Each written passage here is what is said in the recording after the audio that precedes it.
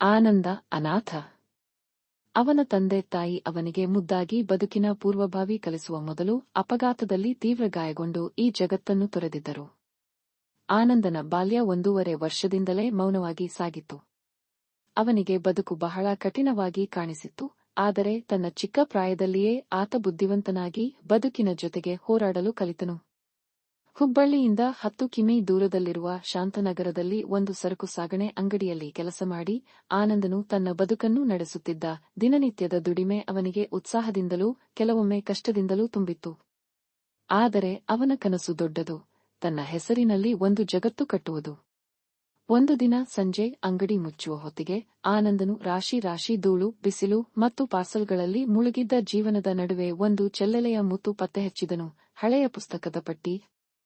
ಆ ಪುಸ್ತಕದಲ್ಲಿ ಗೂಢಾಚಾರ್ಯದ ಕಥೆ, ನಿಗೂಢ ತಂತ್ರಗಳು ಮತ್ತು ಭಯಾನಕ ವಿಚಿತ್ರ ಘಟನೆಗಳ ಮಾಹಿತಿ ಇತ್ತು.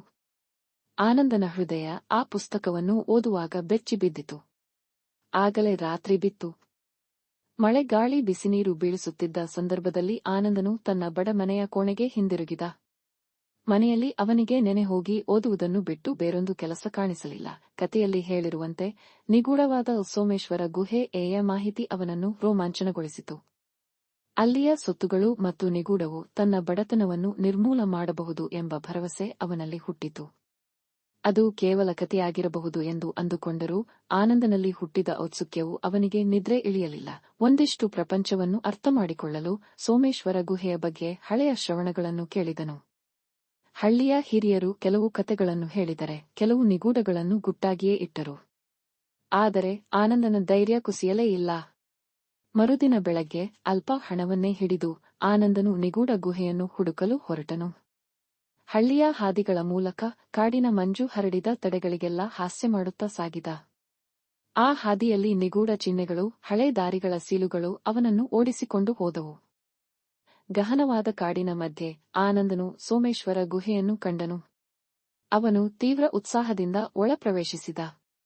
ಅದರಲ್ಲಿ ಅನೇಕ ಪ್ರಾಚೀನ ಮೂರ್ತಿಗಳು, ಬಣ್ಣ ಹೋದ ಶಿಲೆಬರಹಗಳು ಮತ್ತು ವಿಶೇಷ ರೀತಿಯ ದಾರಿಗಳಿದ್ದವು. ಆದರೆ ಅಲ್ಲಿ ಅವನನ್ನು ಎದುರು ನೋಡುತ್ತಿದ್ದ ಶ್ರೇಷ್ಠ ಅವಕಾಶವನ್ನರಿತನು ಒಂದು ಹಳೆಯ ನಕ್ಷೆ. ಆ ನಕ್ಷೆಯ ಮೇಲೆ ರಹಸ್ಯ ಚಿಹ್ನೆಗಳಿದ್ದವು. ಅವುಗಳನ್ನು ಓದಲು ಆನಂದನಿಗೆ ಕೆಲವು ಗಂಟೆಗಳು ಬೇಕಾಗಿತ್ತು. ನಕ್ಷೆ ಅವನನ್ನು ಒಂದು ಬೃಹತ್ ಚಿನ್ನದ ಅಡಗಾಳೆಗೆ ಕರೆದೊಯ್ತು ಎಂಬ ಭಾವನೆಯಲ್ಲಿದ್ದ ಆತ ತಕ್ಷಣವೇ ಕಾರ್ಯಪ್ರವೃತ್ತನಾದ. ಆದರೆ ಗುಹೆಯೊಳಗೆ ನೆಲೆಸಿದ್ದ ರಹಸ್ಯಗಳು ಸುಲಭವಾಗಿರಲಿಲ್ಲ. ಸಂಜೆ ಹೊತ್ತಿಗೆ ಆನಂದನು ಚಿನ್ನದ ಹಳೆಯ ಪೆಟ್ಟಿಗೆಯನ್ನು ಪತ್ತೆಹಚ್ಚಿದ. ಆದರೆ ಆ ಪೆಟ್ಟಿಗೆಯನ್ನು ತೆರೆಯಲು ಒಂದಷ್ಟು ಶ್ರದ್ಧೆ, ಬುದ್ಧಿಮತ್ತೆ ಮತ್ತು ಸಹನೆ ಬೇಕಾಗಿತ್ತು. ಆದರೆ ಆನಂದನು ಛಲ ತೊರೆದವನು.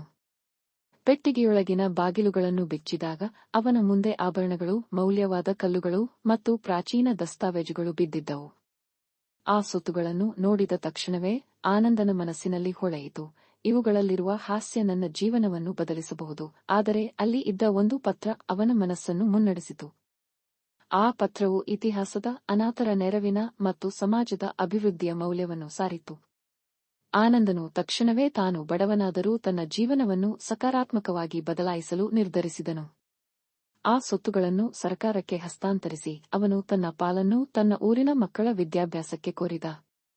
ಆನಂದನ ಕಥೆಯು ಅಲ್ಲಿ ಮುಗಿಯಲಿಲ್ಲ. ಅವನು ತನ್ನ ಬುದ್ಧಿ, ಧೈರ್ಯ ಮತ್ತು ಉದಾರತೆಯಿಂದ ಸಾಮಾಜಿಕ ನಾಯಕನಾಗಿ ಬೆಳೆಯುವಂತೆ ಮಾಡಿ ಸಮಾಜದಲ್ಲಿ ಸ್ಫೂರ್ತಿಯ ಗುರುವಾಗಿ ನೆಲೆಯೂರಿದನು.